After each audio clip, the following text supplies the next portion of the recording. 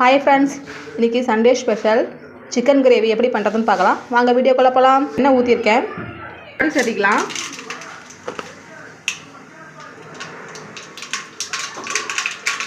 இப்போ வந்து பெரிய வெங்காயம் கட் பண்ணி வச்சுருக்கிறேன். கருவேப்பிலை, பெரிய வெங்காயம்,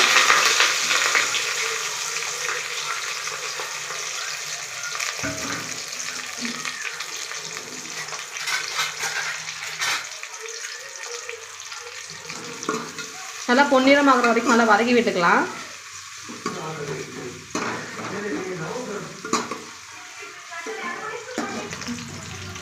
இப்போ பார்த்தீங்க அப்படின்னா வெங்காயம் சீக்கிரம் வதங்கி வரணும். அதுக்காக கொஞ்சோண்டு வந்து உப்பு சேர்த்திக்கலாம்.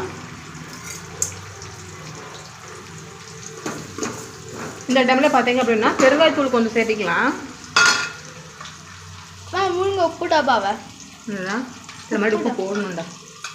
பெருங்காயத்தூள் சேர்த்தியாச்சு. ஏன்னா வந்து பெரியவங்களுக்கு சின்னவங்களுக்கு எல்லாத்துக்குமே வந்து வயிறு ப்ராப்ளம், சிக்கன் மட்டன் சாப்பிட்டோம்னா ப்ராப்ளம் ஆகும். அதனால் பெருங்காயத்தூள் சேர்த்துரும் அப்படின்னா கொஞ்சம் வயிறு வந்து ஃப்ரீயாக இருக்கிற மாதிரி இருக்கும். அதுக்காக பெருங்காயத்தூள். ஆட்டா ரசமே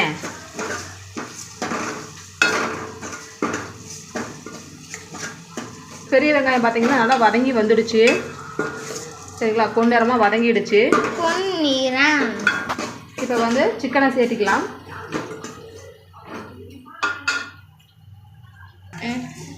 வதங்கிடுச்சு. இப்போ பார்த்தீங்கன்னா சிக்கன் சேர்த்திருக்கேன்.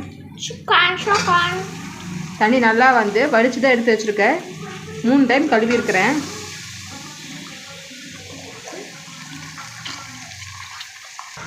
அவ்வளோதான், சிக்கனை சேர்த்தியாச்சு. பார்த்தீங்க அப்படின்னா சிக்கன் நல்லா கிளறி கொடுத்துக்கலாம். நல்லா வேகணும்.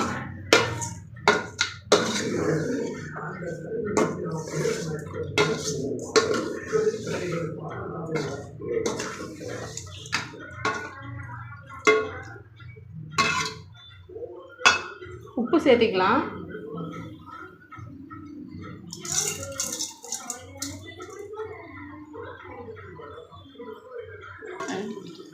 கறி நல்லா வெந்துடுச்சு. தேங்காய், பெரிய வெங்காயம், இஞ்சி, பூண்டு, தக்காளி பழம், பட்டை, சோம்பு இதெல்லாம் சேர்த்து, பட்டை லவங்கமெல்லாம் சேர்த்து அரைச்சி எடுத்தது.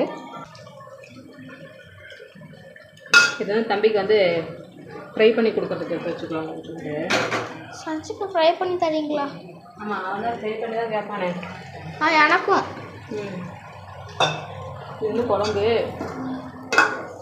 கிரேவி மாதிரி.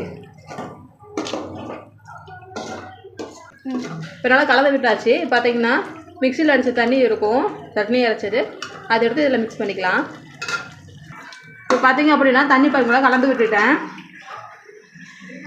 நல்லா வெந்து வரட்டும். இப்போ நான் தேவைக்கு ஏற்ப பார்த்தீங்க அப்படின்னா மிளகாத்தூள் கொஞ்சமாக சேர்த்திக்கிட்டேன். அடுத்தது பார்த்தீங்கன்னா சிக்கன் மசாலா.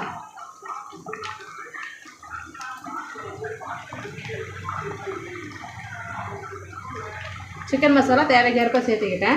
நல்லா கிளறி கொடுத்துட்டு ஒரு 10 நிமிஷம் நல்லா வேகட்டும். ரொம்ப நேரம் வேக விட்டுட்டிங்க அப்படின்னா லப்பர் மாதிரி ஆகிடும். அந்தளவுக்கு வேக விட்டுடாதீங்க.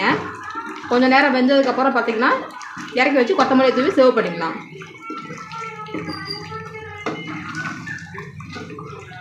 ஓகே, இப்போயே நல்லா வெந்து வந்துடுச்சு. இப்போ மிளகாத்தூள், சிக்கன் மசாலா போட்டோம் இல்லைங்களா, அதனால் கொஞ்சம் நேரம் நல்லா வேகட்டும்.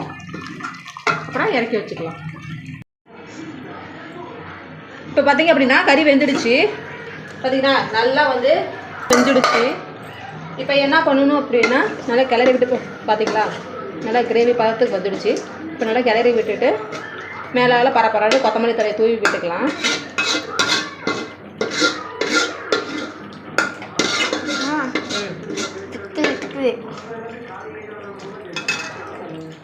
ஓகே, அவ்வளோதான். கொத்தமல்லி தழையை தூவிக்கலாம் சார்.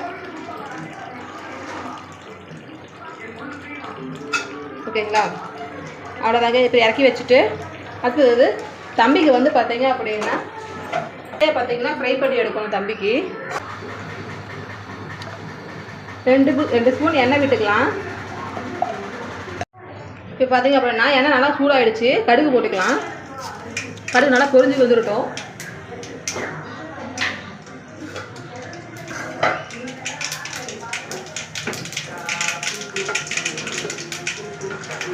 இப்போ பார்த்தீங்க அப்படின்னா இந்த வேக வச்ச கறி இருக்கு இல்லைங்களா, இந்த கறியை வந்து சேர்த்திக்கலாம்.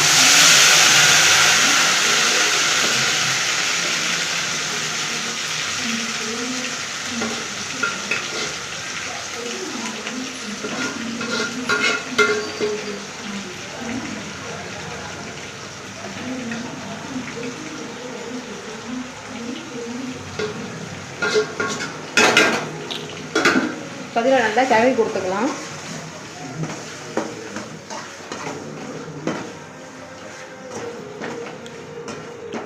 நல்லா கிளறி கொடுத்துட்டு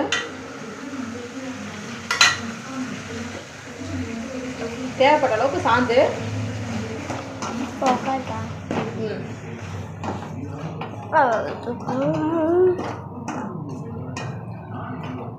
நல்லா அந்த பச்சை வாசம் போகிற அளவுக்கு வந்து நல்லா ஃப்ரை ஆகட்டும். பார்த்தீங்கன்னா நல்லா ஃப்ரை ஆகிடுச்சு. இப்போ வந்து இதுக்கு தகுந்த மாதிரிக்கு கொஞ்சமாக உப்பு சேர்த்திக்கலாம். அப்புறம் கொஞ்சமாக உப்பு சேர்த்திக்கிறேன். ஏன்னா மசாலா சேர்க்கணும் இல்லைங்களா, அதனால் வந்து சேர்த்திக்கலாம். பார்த்தீங்கன்னா உப்பு கலந்து விட்டு நல்லா கலந்து விடணும். இப்போ இந்த டைமில் பார்த்தீங்கன்னா கறி மசாலா தூள் சேர்த்திக்கலாம். நல்லா இந்த மசாலா வந்து நல்லா ஃப்ரை ஆகி கருன்னு வரணும். அப்போ தான் வந்து எங்கள் தம்பி இருக்கணும். ஆமாம், அந்த சீச்சியெல்லாம் கருன்னு இருக்கணும். அப்போ தான் எங்கள் தம்பி சாப்பிடுவான்.